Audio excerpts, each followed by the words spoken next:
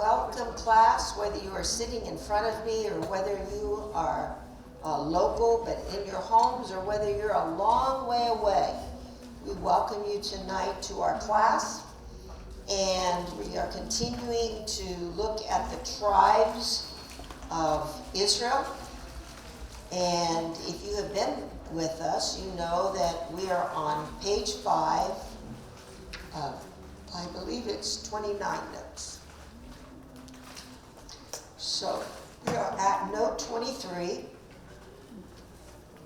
And tonight we're going to look at the tribes of Simeon and Levi. And as I said in the last couple class sessions, the children of Israel, and when I say children of Israel, I mean the sons, the descendants that came out of Jacob, Israel. Remember, his name was Jacob. God changed his name to Israel. And I said that none of them were perfect. None of them were perfect. But tonight we are going to, and we learned about Reuben last week. Tonight we're going to learn about Simeon and Levi, and we're going to find out that they weren't exactly individuals for your BFF. So I want us to go to chapter 29 of Genesis. 29:31.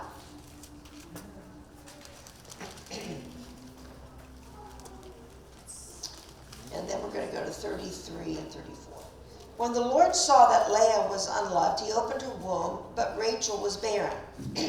So Leah conceived, bore a son, and she called his name Reuben, for she said, "The Lord has surely looked on my affliction. Now therefore my husband will love me." And now let's look at 33 and 34. Then she conceived again, and this is of course Leah, and bore a son, and said, "Because the Lord has heard that I am unloved, he has therefore given me this son also." And she called his name Simeon. She conceived again and bore a son, and said, "Now this time my husband will become attached to me, because I have borne him 3 sons. Therefore his name was called Levi." So I want us to go now to Genesis 49, verses 5 and 7. This is when Jacob Israel was blessing his sons. So verse 5, Simeon and Levi are brothers. So you would expect at this point, they're joined together, they're good fellas, right? But look what the next thing said. Simeon and Levi are brothers, instruments of cruelty are in their dwelling place. Let not my soul enter their council, let not my honor be united to their assembly. For in their anger they slew a man, and in their self-will they hamstrung an ox. I want to stop right here. And they were very cruel. And they tried to justify it as, and we're going to look at that, tried to justify it as getting vengeance for their sister. But the very fact that of what I just read shows that they weren't just cruel there, they had been cruel. And one of the things that actually counselors say to look for in children is if children are what? Cruel to animals. And you'll find with recent incidents that have happened where young people have been violent. They've either been involved in a school shooting, or they have beat up, or they have just gone up to somebody on the street and just beat them up. When they have looked at them, they have found what? That they were cruel to animals first. He said, "Cursed be their anger, for it is fierce, and their wrath, for it is cruel." Notice what is said about them. I will divide them in Jacob and scatter them in Israel. So, in other words, they're going to be divided and they're going to be scattered. They're not going to have their own land allotment. They're not going to have their tribal inheritance that is going to be passed on. So, Simeon and Levi's blessing from their father was altered forever by the events concerning their sister Dinah. So now we have to go back to Genesis chapter 34.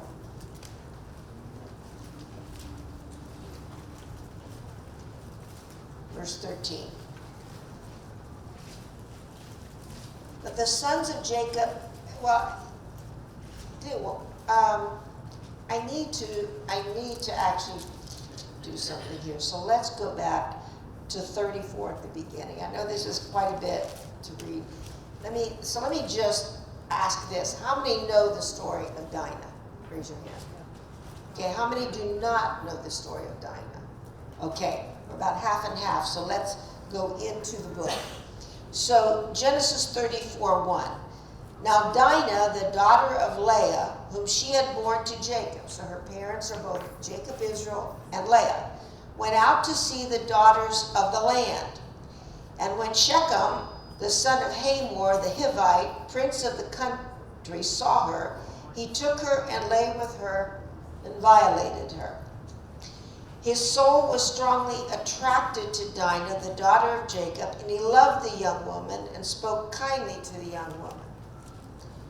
And I want you to see something. This was before the law.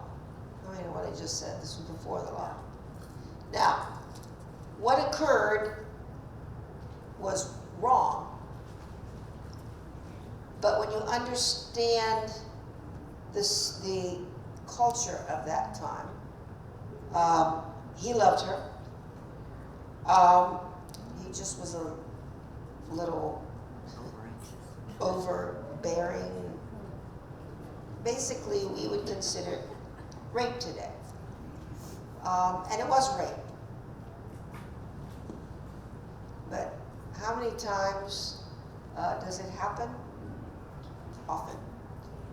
Please don't go out here misunderstanding what I just said. It was rape. But somewhere along the line, he loved her. He just didn't do the right thing. And I'm not the one who said that he loved the young woman and spoke kindly to the young woman. Do you know how many times this happens in a situation where if you loved me, if you really love me, I really love you, if you really love me. Okay, and I want you to see this was not just that he was being criminally cruel. He did it, it was wrong, but he said he loved the young woman and spoke kindly to the young woman. So Shechem spoke to his father Hamor, saying, "Get me this young woman as a wife." In other words, he is not doing something to defile her and walking away. I wanted you to see what I'm trying to show you. And Jacob heard that he had defiled Dinah his daughter. Now his sons were with his livestock in the field, so Jacob held his peace until they came. Then Hamor, the father of Shechem, went out to Jacob to speak with him. And the sons of Jacob came in from the field when they heard it, and the men were grieved and very angry because he had done a disgraceful thing in Israel by lying with Jacob's daughter, a thing which ought not to be done. And that's true. It ought not to have been done. But Hamor spoke with them, saying, "The soul of my son Shechem longs for your daughter." In other words, he wants to do the right thing. Please give him to him as a wife, not a wife. And and beyond that, make marriages with us, give your daughters to us, and take our daughters to yourselves. Now, there's something else behind the scene. You all know what it is. And it is what? The bloodline of the Messiah being kept pure. However, we know that within the bloodline of Jesus, there were two women who were not of the bloodline of the 12 tribes of Israel. Rahab. And by the way, Rahab the harlot, and Ruth the Moabitess. So you shall dwell with us, and the land shall be before you. Dwell and trade in it, and acquire possessions for yourselves in it. Then Shechem said to her father and her brothers, let me find favor in your eyes, and whatever you say to me, I will give. Whatever you want me to do, I'm going to do it. Ask me ever so much dowry and gift, and I will give according to what you say to me, but give me the young woman as a wife. But the sons of Jacob answered Shechem and Hamor his father, and here's the key, deceitfully. Now, while what he did was wrong, he was trying to do what? He wanted the right thing. My intention was never to defile her. My intention was I just loved her so much, and I love her. I want her to be my wife. But they're the ones who were speaking deceitfully, because he had defiled, in their eyes, defiled Dinah, their sister. And they said to them, we cannot do this thing to give our sister to one who is, and here's the key, uncircumcised, for that would be a reproach to us. I want to stop right there. Circumcision was the sign of the covenant that God gave from Abraham to Isaac to Jacob, and then through his sons. The only reason for them to be circumcised was to enter into the covenant. So I want you to see the deceitfulness here. They're saying, well, yeah, okay, it would be a reproach to us. But on this condition we will consent to you, if you will become as we are, if every male of you is circumcised. Now, remember, that's why God said to Abraham, your son, your sons, and everyone in your household, right? Because then you're going to be within this umbrella of blessing. But on this condition, we will consent to you if you will become as we are, if every male of you is circumcised. Then we will give our daughters to you, and we will take your daughters to us, and we will dwell with you, and we will become one people. This is what we'll do, because then you'll be. But if you will not heed us and be circumcised, then we will take our daughter and be gone. And their words pleased Hamor and Shechem, Hamor's son. So the young man did not delay to do the thing, because, again, he delighted in Jacob. He really loved her. He would have done anything for her. He was more, now please hear this sentence. We know what he did. Remember what I've said about grace running all the way through the Bible, even the book of Genesis? I want you to listen to this one line. He was more honorable than all the household of his father. Than all the household of his father. So he wasn't even like his father and his brother. And he said, we'll do it. And Hamor and Shechem his son came to the gate of their city and spoke with the men of their city, saying, these men are at peace with us. Therefore let them dwell in the land and trade in it, for indeed the land is large enough for them. Let us take their daughters to us as wives, and let us give them our daughters. Only on this condition will the men consent to dwell with us, to be one people, if every male among us is circumcised as they are circumcised. Will not their livestock, their property, and every animal of theirs be ours? Only let us consent to them, and they will dwell with us. In other words, what? We will be one people, and we will prosper. Now, understand, these were not 8-day-old babies. These were adult men. And all went out of the gate of it, and all who went out of the gate of his city heeded Hamor and Shechem his son. Every male was circumcised, all who went out of the gate of his city. Now it came to pass on the third day when they were in pain. Now here's the key.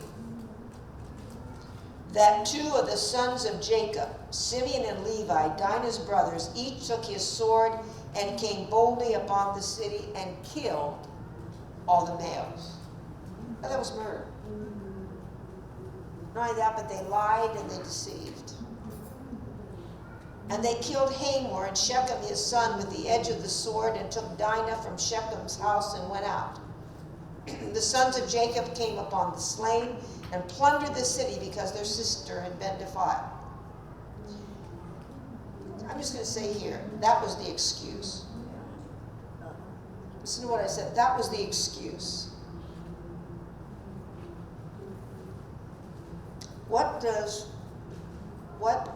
Understand, when you understand that Dinah's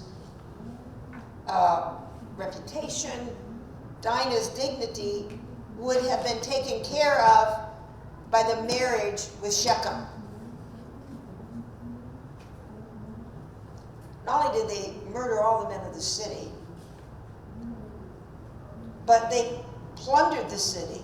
They took their sheep, their oxen, and their donkeys, what was in the city and what was in the field. Can I ask you a question? What did that have to do with restoring their sister's dignity?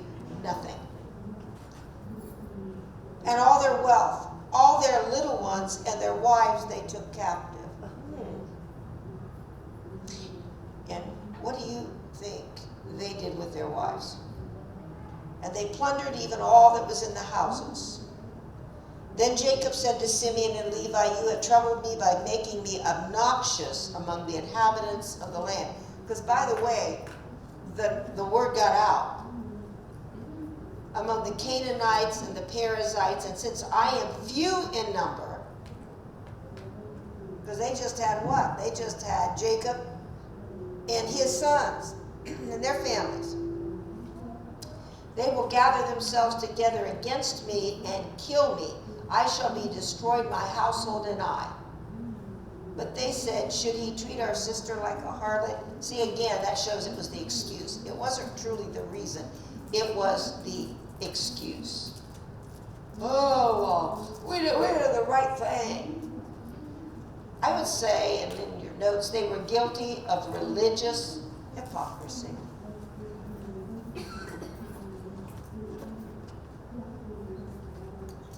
First of all, when you understand that circumcision was the sign of the covenant,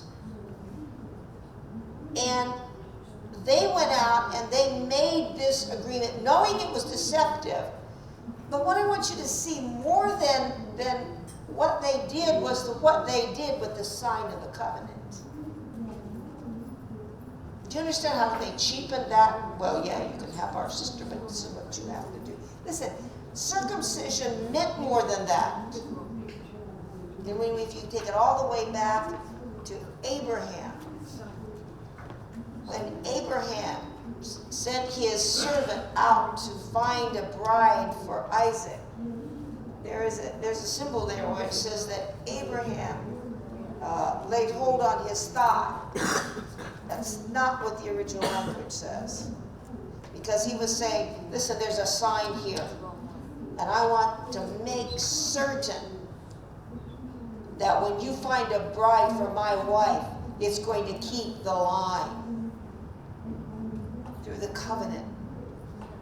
So understand, it was what he did, these two sons did with the sign of covenant. They cheapened it. They made it a bargaining tool. And then they lied and deceived and murdered and plundered on top of it. They had no right to grant this agreement without their father's permission. He was the head of the family. And understand, the covenant had passed from what? Abraham, Isaac to Jacob. They had no right to do that. So they sinned against Jacob. Yeah, they sinned against Hamor and Shechem and all the men of the city. But they sinned against their own father, because now what? He said, look what you've done. Look what you've done to me. You've now made me obnoxious. You've made me hated. You've derided me in front of all of the people of the land.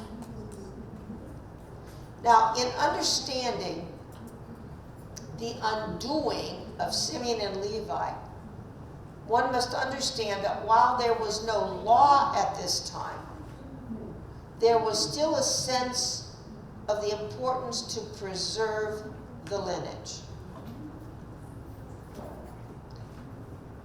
And Simeon and Levi did not receive any blessing when we read. So it said, I'm going to divide you and I'm going to scatter you. So Simeon's land allotment, and you should have your maps of the land allotment. And if you don't, that's my fault. I might not have passed it. Yeah, I think you should. I didn't pass. We passed out land allotment map. So it's the one where it says the 12 tribes. If you will look at your map, you will see that Simeon doesn't have his own location, but he is right in the middle of Judah's land allotment. And Levi and his descendants, exactly as God said, would be scattered through Israel. And so, yes. So if you will see on your maps, there is a legend for a Levitical city. If you look up in the left-hand corner of your map, it says City of Refuge, Levitical city. Those Levitical cities were indeed scattered throughout Israel, and that was where the Levites lived. So they did not have a land allotment, which becomes very interesting when we get to the book of Revelation, but that's in the book of Revelation.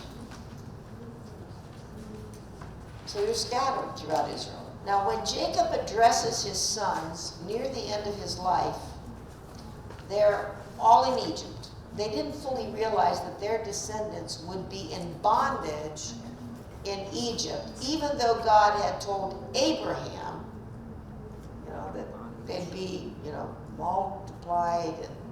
And let's look at Genesis 15:3 to refresh your memory. I want to take this. Then Abraham said, "Look, you have given me no offspring. Indeed, one born in my house is my heir. And behold, the word of the Lord came to him, saying, one shall not be your heir, but one who will come from your own body shall be your heir." So, now he's got what? Now they've come, Abraham, Isaac, and now Jacob, and now the sons of Jacob. So the narration of that bondage begins in the book of Exodus 13. Then he said to Abram, verse 13, "Know certainly that your descendants will be strangers in a land that is not theirs, and will serve them, and they will afflict them 400 years. Understand, when God gives a prophetic word, it is specific. That becomes very important. I will ask you this, if you look at this, was it 400 years? Yes. When God told the children of Israel that they were going into Babylonian captivity, the children of Judah, they were going into captivity in Babylon for 70 years. Was it 70? Yes. And the 70 years, did it have a purpose? Yes. Because they were in the land 490 years before they went into captivity in Babylon. And God had told them that when they went into the land, every 7th year the land was to rest, and that year belonged to God. And he said, if you'll trust me, I'll make certain that you have a harvest that will cover the sabbatical year and the next year. Why? Because you're not going to be planting in the sabbatical year. So you'll have enough for the sabbatical year and the next year if you'll trust me. It had all to do with trusting the Lord. And for 490 years, they didn't do that. How many sabbatical years did they owe the Lord 70, and he got all of them at once. I guarantee you, even the nation of Israel today doesn't forget the sabbatical year. And by the way, we're coming to the end of the sabbatical year when you can plant again. So get your shovels out and your money out and buy a tree and plant it.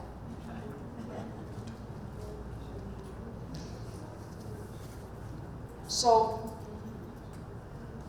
they didn't fully realize this. Now, and did you all get the narration of that bondage begins in the book of Exodus? And kind of interesting because in the book of Exodus begins, it says there was a Pharaoh who knew not Joseph. And the children didn't know Joseph. And that tells us something. It tells us that quite a few years, were in Egypt for quite a few years before the bondage started. And we kind of know that because of the tribe we're going to look at next. If you have your chart, you should know what tribe that's going to be. It's going to be, after we do Simeon and Levi, it's Judah. Now the tribe of Levi will not have a portion of land given to them. I'm going to say this to you again. Grace was at work even in the Old Testament. So the tribe of Levi did not have a land given to them. Rather, they were given the Levitical cities, and they were located within the territories of all the other tribes. They got 48 cities throughout the land, allotments of the others. Aaron, Moses, and Miriam were of the tribe of Levi. I'm going to say that again, because you know what Simeon and Levi did. Moses, Aaron, and Miriam were of the tribe of Levi. And from the tribe of Levi, the priesthood came. I want you to think about this for a minute, about the grace of God. I'm certain if there were human beings deciding, okay, now this is the plan, and these people are going to be able to stand before me on behalf of all the rest of the people. And one of them, he serves in this capacity, is going to once a year be able to come in and stand before the mercy seat. I'm going to just ask you a question. If you were doing that plan, would it have been the tribe of Levi? You murderers! Deceivers! You made our father look bad. But the grace of God. And Moses? And by the way, Abraham, your descendants are going to go in and they are going to be slaves for 400 years. And then, by the way, they're going to be brought out. And guess what? The man who's going to be charged with going and confronting Pharaoh and leading them out is a Levite.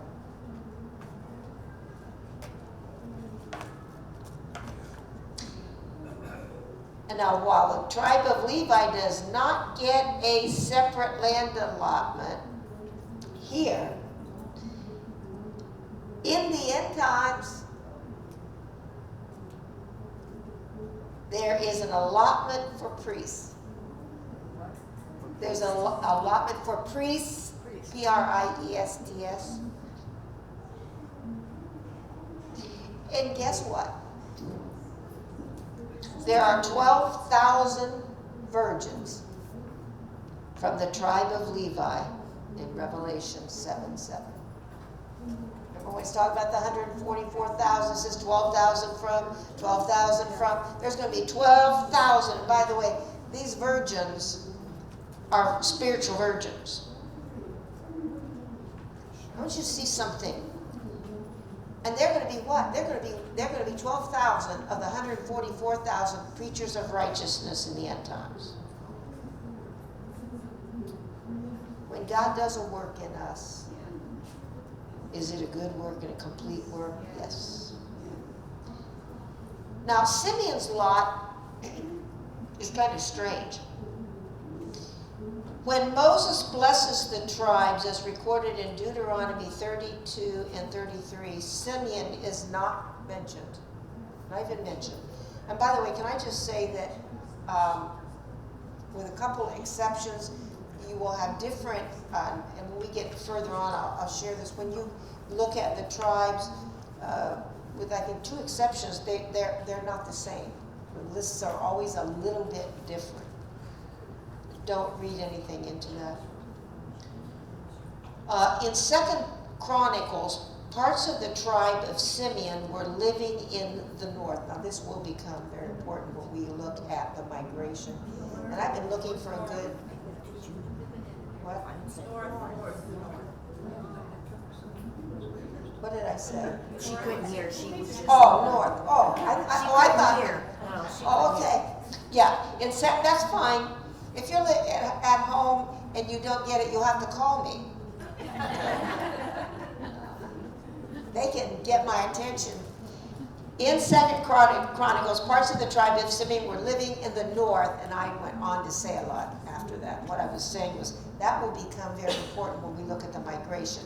And what I want to tell you is that I've been looking for a really good migration map, and the only one I found that you're probably going to have to take a magnifying. The best one that has the places we want to look at is black and white, and when I run it off, I can't stretch it when I print it because it goes right to the end of 8.5 sheet paper, and if I stretch it, then I'm gonna have to put it together.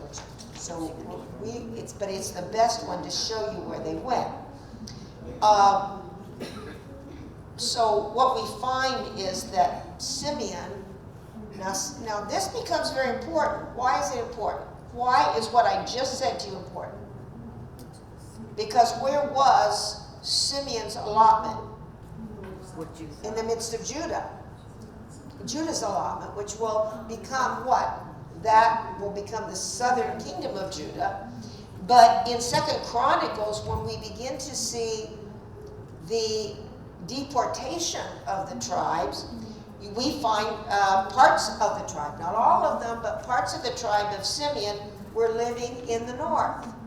And in 2 Chronicles, so you'll know I'm telling you the truth, chapter 15,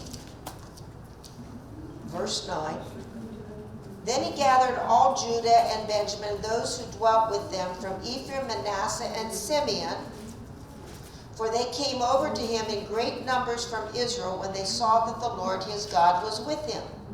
Okay. But now let's go to 2 Chronicles 34:6. So some that left and gone to the north went back to Judah. And so he did in the cities of Manasseh, Ephraim, and Simeon as far as Naphtali. Now where do you find Simeon?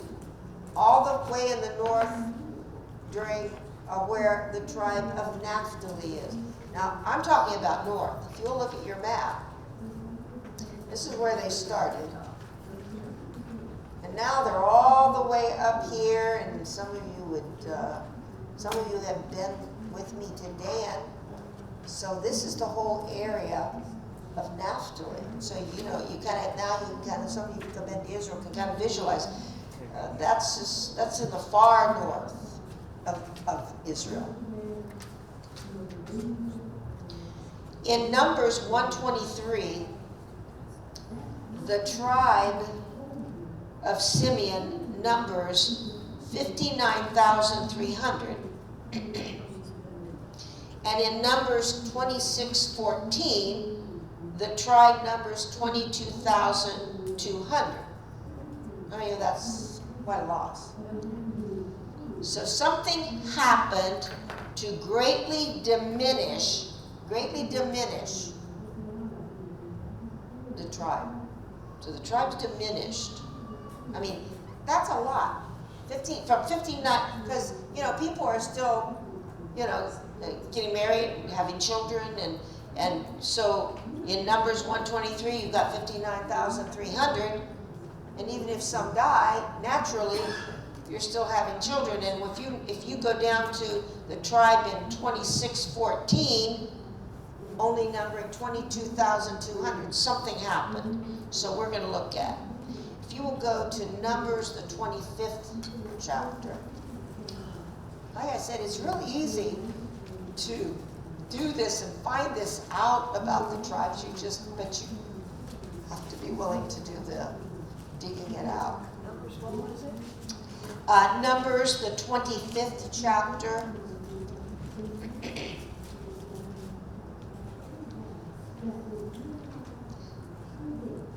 Numbers 25:1. Now Israel remained in Acacia Grove, and the people began to commit harlotry with the women of Moab. There's just something going on there. They invited the people to the sacrifices of their gods. I'm going to stop right here.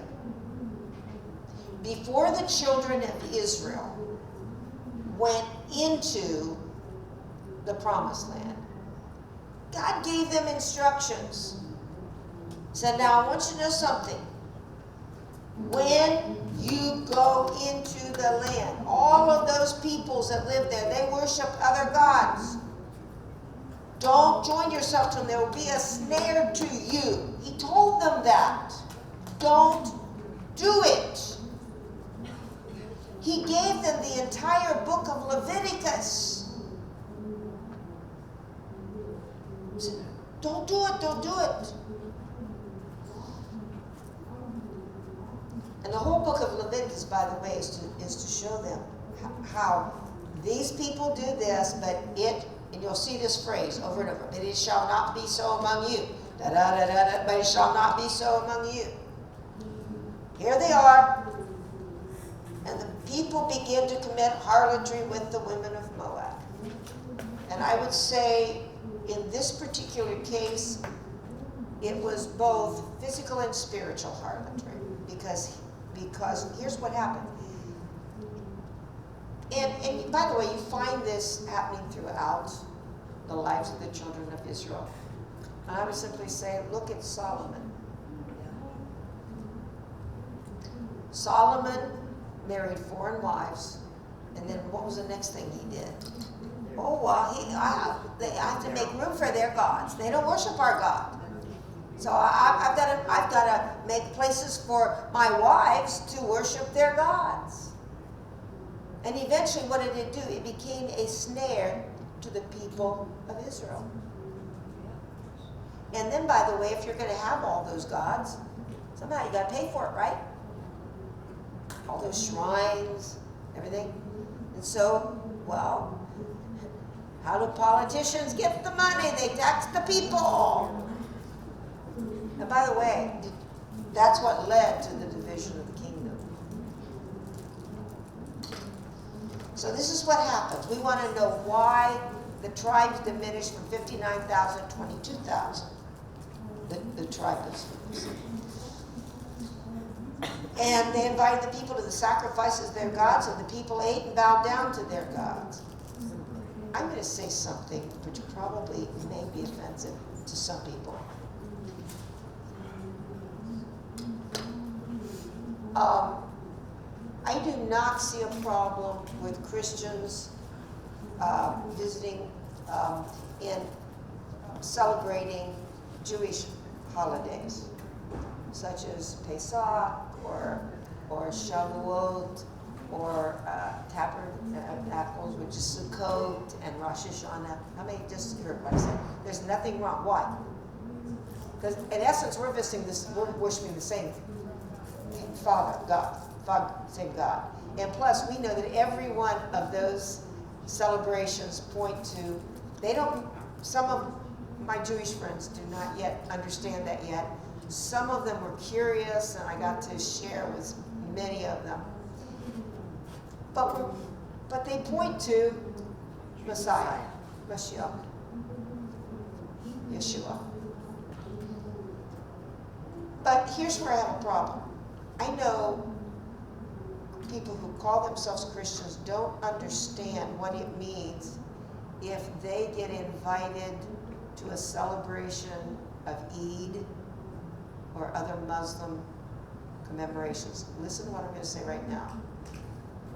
You can visit the home of your Jewish friends, and they are not, and basically you are just commemorating what's going on. But when you embrace and go to a Muslim celebration of these holidays, you, in their eyes, because they say that happens. If you go and celebrate there, you are doing this. You are joining yourself to the Prophet. You are joining yourself to Islam. You are submitting. What does Islam mean? Submission. You are submitting to that. It's a little bit different. Am I saying you don't share the gospel with Muslims? Absolutely not. We do it all the time, every opportunity we get. But what I'm saying is be very careful about then entering into those celebrations, because there is a difference. So they said, come, and it said what?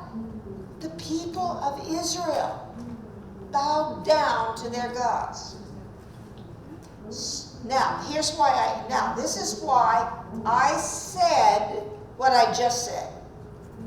I want you to read, in fact, I am going to ask you that are in front of me to read this with me. Verse 3. So Israel was joined to Baal of Peor, and the anger of the Lord was aroused against Israel. What did you notice there? They were joined to Baal of Peor. See, it wasn't just, oh well, we're just kind of going and observing it. No, they bowed down to the gods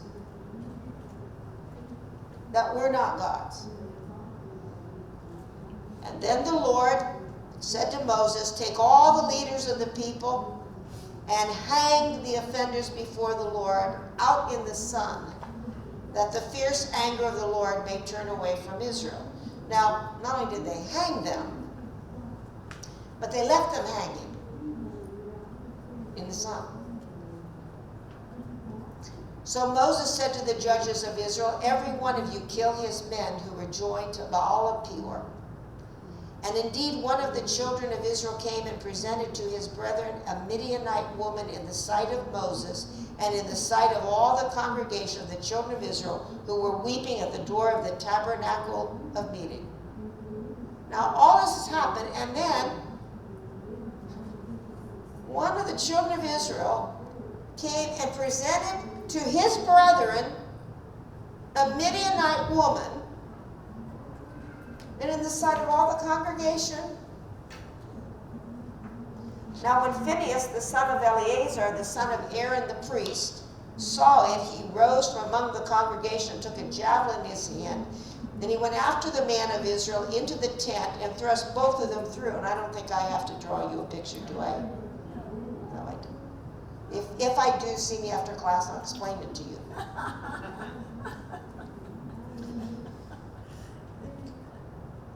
He thrust both of them through, the man of Israel and the woman through her body, so the plague was stopped among the children of Israel. And those who died in the plague, remember, we want to know why, how did it get diminished? Well, those who died in the plague were 24,000. So now we take 24,000 from 59 and we're down. Then the Lord spoke to Moses, saying, Phinehas, the son of Eleazar, the son of Aaron, the priest, has turned back my wrath from the children of Israel, because he was zealous with my zeal among them, so that I did not consume the children of Israel in my zeal. What's being said here? God said, do you understand how horrific what Israel did was? And he said, listen, I was ready to wipe them all out. And by the way, God could wipe them out and start again. Didn't he say that to me? Said that to Moses. He said, therefore say, behold, I give to him my covenant of peace.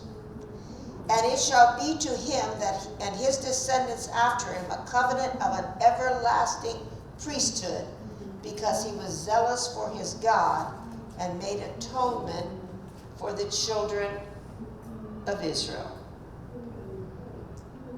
So something is being done and said here. Now look at verse 14. Now the name of the Israelite who was killed with the Midianite woman, was Zimri, the son of Salu.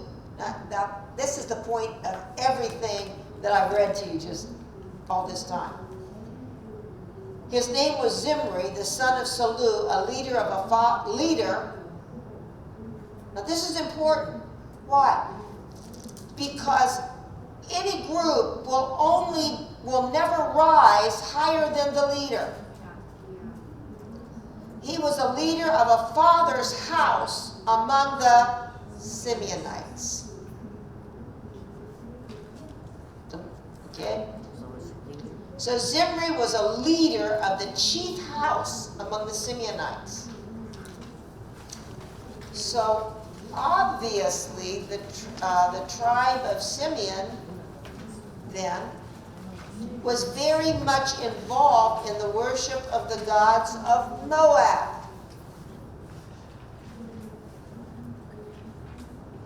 And to just kind of put some perspective when I talked about Ruth. Ruth was a Moabite, born in Moab, actually married Naomi's son in Moab. But notice what she says. Now remember when she and Orpah are coming back with Naomi, and they get to the border, and she tries to send them back. I said, they were both, oh no, we'll be with you. But Orpah went back. But notice what Ruth says. She said, no. Your God shall be my God. Your people, my people. So do you understand? She was coming out from what she had been joined to all of her life and joining herself to the one true God. And so that's just the opposite of what the children of Israel did right here. Because what did it do? They just went hook, line, and sinker and bowed to the gods of Moab. And said they were joined to Baal of Peor. But when Ruth came out, she said, I'm joining myself to the one true God and his people. Now that should do something with you, because understand something. Ruth was an ancestor of the Lord Jesus Christ. You see, some Simeonites actually departed from the children of Israel. They actually departed. They said, we don't want to be here. Now later, when the tribe was settled in an area within the tribe of Judah, some Simeonites migrated and settled in the north of Israel. And that says volumes because we know what? The kingdom split. And what did you have in the northern kingdom of Israel? You had two golden calves set up, one at Dan, one at Bethel. Now, Dan was the farthest boundary that you could get living in the kingdom of Israel and still be in the borders. So what you know where their mindset was. Well, we're still here, but we want to get as far away from the rest of them as we can. Do our own thing. And the other, now here's the key. The second golden calf, the second calf that was set up was set up at Bethel. What is so egregious about that? Well, let me give it to you in Hebrew. Beit El, house of God. We're going to set up a calf. And we're going to put that calf at house of God. So don't worry about going to Jerusalem 3 times a year. You can just stay at Dan, or you can go to Bethel, and you can bring all your commemoration of the feast right here, right before the calf. How soon people forget. So they migrate to the north. We know from migration maps that some of them migrated to the region of Greece. They migrated to the region of Greece, the country of Greece. Just hang. I know that I'm throwing little bits and pieces at you, so we're going to have a lot. By the way, how many of you sitting in front of me have looked at the assignment that I know some of you have? I know Reba has. I've talked to Reba. How many of you have looked at the assignment? Brother Terry said, okay. About a half a dozen of you. Thank you. How many have done a little bit of work on it? I know Reba has. 1, 2, 3. Yeah. So good. Just keep thinking about it because it becomes very important. Okay. Now let's go to Deuteronomy 33. Deuteronomy 33. And please don't be overwhelmed by what we're doing. I'm throwing a lot out on top of you. We will start pulling, as we go along, we'll start pulling the strings in and they'll come together. Deuteronomy 33. And if you've got a Bible like mine, and even if you don't have a Bible like mine, that's what this is. Moses' final blessing on Israel. So when Moses blesses Israel, he does not mention the tribe of Simeon by name. If you read this, the whole thing of 33, there's no mention of Simeon by name. Now, in the Alexandrian, now I've got to do so. How many know when I say the Alexandrian manuscript, you know what I'm talking about? 1, 2, 3, 4, about half a dozen of you. Okay. Our Bible is based on 3 manuscripts: the Alexandrinus, the Vaticanus, and the Sinaiticus. And in the Alexandrian manuscript of the Septuagint, so now I've got to explain 2 things.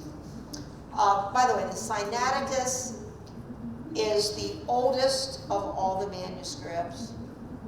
Then you have the Vaticanus, and then you have the Alexandrinus.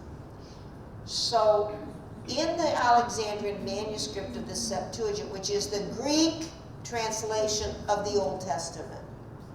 Okay, is that clear to everybody sitting in front of me what I'm talking about? Our Bible was not delivered in English. Okay, it was delivered in Hebrew for the Old Testament, Greek for the New Testament, actually Aramaic for parts of the Old Testament. And some of you had to go through that. How many went through the whole Aramaic thing with me? I can see. And for you at home, I'm not getting a lot of smiles unless it's like, oh, I have to go through that again. So, and I'm going to ask you a question. When Jesus got up to read, what would he have read? The Septuagint? Yeah. That was the primary. Now, he would have obviously read Hebrew as well. But what they used for the most part, in reading would have been the Septuagint. So in the Septuagint, Alexandrian manuscript of this Septuagint, verse 33:6. Now, in verse 33:6 in your Bible, it reads, "Let Reuben live and not die, nor let his men be few." That's all it says, right? Anybody have anything else? Okay, I don't see a hand. Well, in this Alexandrian manuscript of the Septuagint, verse 33.6 reads, and let Simeon be very numerous. In other words, here's what it says. The Septuagint in the Alexandrinus, not in the Sinaiticus and not in the Vaticanus, but in the Alexandrian manuscript, it reads like this. Let Reuben live and not die, nor let his men be few, and let Simeon be very numerous. And by the way, Simeon should be there. I guess I was just kind of playing God. No, really I was. It was typographical error. I left it out. If you're looking at it, yours says, and let be very numerous, but Simeon was in there. How many know I just now talked about? Yes. How many are looking at note 31? How many see where it says Septuagint verses 33.6 reads, and what you have is it says, and let be very numerous. Yeah. But Simeon was left out. And it changes the whole meaning of there. Simeon. Okay? So we know one manuscript, the Alexandrian, which is the Greek manuscript of the Old Testament, says that. But none, here's the key. So I'm standing on some pretty good ground here when I say it wasn't mentioned. But none of the Hebrew manuscripts mention Simeon. None of the Hebrew manuscripts. However, since Simeon was located in the land allotment of Judah, they would partake of some of the blessings of Judah. But here's the condition. As long as they remain with Judah. There were some Simeonites that stayed within Judah. The kingdom split. They stayed where their little allotment was within Judah. They stayed there. But we just read now that what? Some went to the north. Some, when the king, they went there. Why? Well, people like to do what they want to do when they want to do it, how they want to do it. And they said, no, we're the kingdom, so we're more with Israel than we are with Judah. Okay? But here's something that's very interesting. Let's go to Ezekiel 48:24. Ezekiel 48. I know we're doing a lot of turning in our Bibles, but we have to. Again, please don't get lost. Hang with you. The pieces what we're doing right now is getting some pieces that are going to fit into like one puzzle. Now, I have to tell you what Ezekiel 48 is. Ezekiel 48 is the division of the land in the end times. Now, how do you know what I just said? It's the end times. Has it happened yet? No. Is it going to happen? Yes. So, let's look at verse 24. By the border of Benjamin, from the east side to the west, look what's there. Simeon shall have one section. And actually, what it really reads, because you can see in the italics, by the border of Benjamin, from the east side to the west, Simeon one. In other words, Simeon one section. Now do you see why I'm always saying keep looking for God's grace all through His Word? Simeon's going to have a land a lot. No matter what happened, God preserves a remnant. These tribes are not lost. They are not lost. We'll say it again. They are not lost. They move and they seem to disappear as tribal groups. They seem to disappear. But they will be seen again. And we're going to see them again. We're going to see them again in the Bible. We're going to see them again in history. We're going to see them again in archaeology. We're going to see them again in linguistically. We're going to see them again. We're going to see these people again. You may be seeing some of them right now and not know it. People from the tribes will be carried into captivity. They're going to endure forced migration and assimilated into other cultures. And I'm going to stop just for a second here to just kind of give you what I mean by that. And by the way, there will be forced migration, but there will also be voluntary migration. In other words, they'll just go migrate. Yes. Can you tell me again what 33 is after remnant? Oh, God preserves a remnant. These tribes are not lost. So I'm going to take a survey, and you at home can think about this.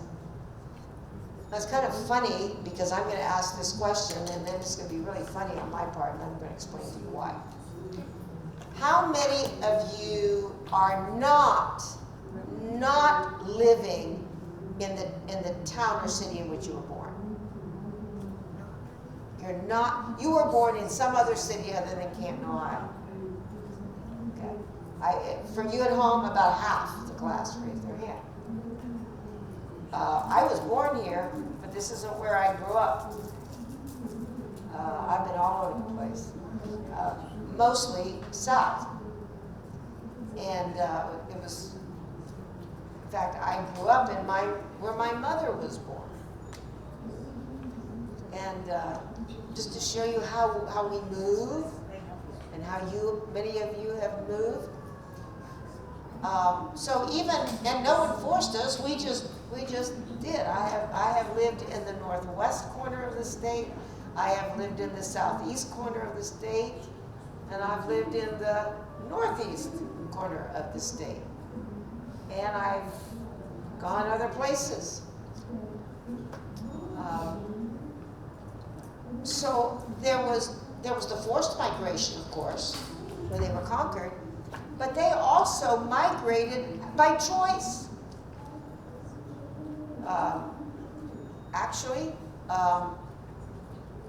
My father was from here. My mother was from the southern part of the state. She came up here visiting a friend, met my father, and that was it.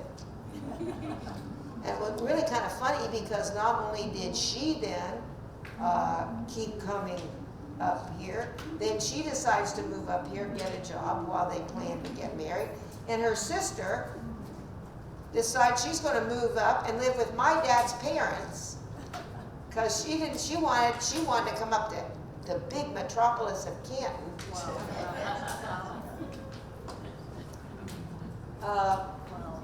But I'm saying you just move around. So my father was born here and died in Cambridge. My mother was born in Cambridge and went home to the Lord from Canton. That's a migration.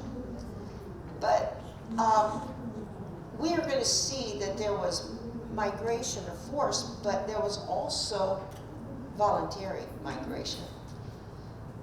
Assimilated into other cultures. So even tribes of the southern kingdom of Judah, and this I want you to kind of post a note, please. Even the tribes of the southern kingdom of Judah will be taken into captivity. And here's what I want you to remember. All of those people do not return to Judah. Not all of them return to Judah when Cyrus allows them to return to Jerusalem. Because some of them says, we kind of like it. We kind of like it here in Babylon. Do you understand that by the time they returned from Babylon, they had forgotten how to speak Hebrew? And by the way, do you know how I know that? From the Bible. They had to have interpreters to interpret them, the scriptures to them, because they did not understand Hebrew. They lost. Now, if you lose your language, you lose a great deal of your history. So Judaism teaches, and so I'm going to end with this tonight. Judaism teaches that when Messiah comes, Judaism teaches, he will declare to the people to what tribe they belong, so they can take their land allotment. Now think about that. Let me ask you a question. Do you believe that? Yes. Yes, because they're saying when Messiah comes, he's going to tell you to what tribe you belong. Well, when Messiah, Yeshua, Jesus, comes back again. And by the way, we're coming to rule and reign with him. And by the way, when we come back with him, we'll already know where we're going. Ever wondered about that? Here we come. Here we come. Following him. On horseback. I just want you to know, I rode a horse in Petra. I'm all ready. I mean, I know how to do that.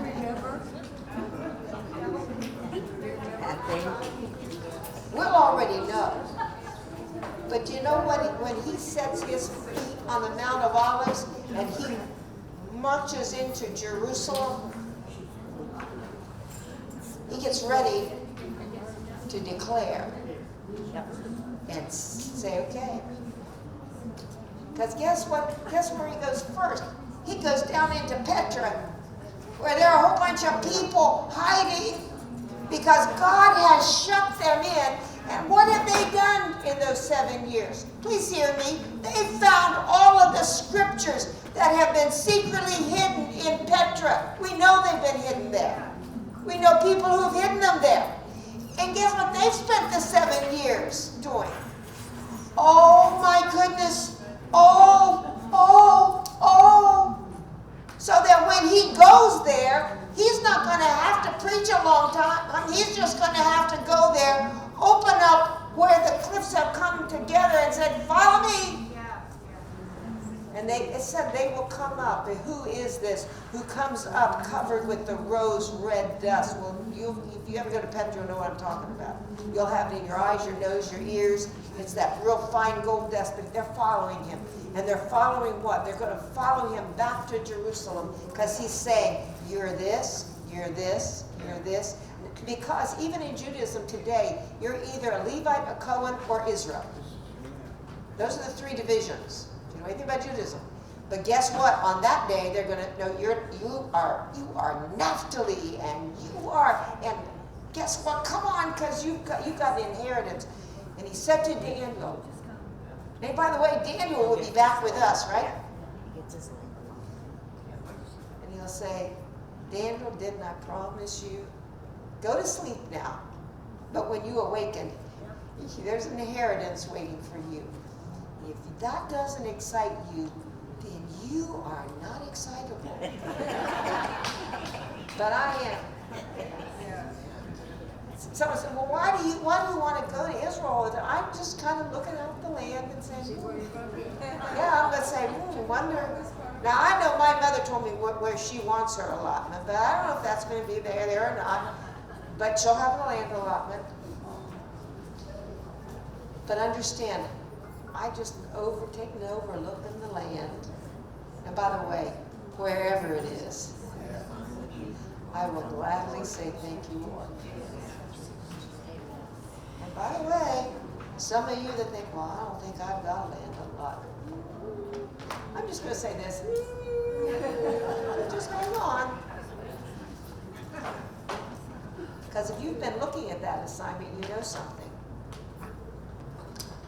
Jesus said, think I've only come for the lost sheep of the house of Israel. So I hope you're getting something out of this, and if you feel overwhelmed, out there, just hang with us, because we're going to pull all these strings that are kind of hanging in the wind. We're going to be pulling them together in the subsequent weeks. But I hope you know the magnificent eternal destiny that you have in Christ. And so if you got anything, if you have questions that you just say, I am so confused, feel free to call me. If you're a little bit confused, I'm sure other people are too, but call, ask your questions. We will answer those questions. Some of them may be the questions that will be answered as we move along here. But let me know that you're watching. If you'd like to give in response to the teaching you receive, I think most of you know how to do it. If you don't, you can give on the website, or if you're local, you can just drop it off in the drop box, or you can mail it the old-fashioned way, and let us know that the teaching has been a blessing to you. Father, in the name of Jesus, we thank you for this opportunity to, Lord, look at your grace, your magnificent, stupendous grace. And that grace is what we live in. And now, Lord, I pray that you would continue to enable us and equip us to share this good news with others. And Lord, we pray that every need would be met of everyone watching out there tonight. And we give you the praise, the honor, and the glory that is due you. In Jesus' name, amen.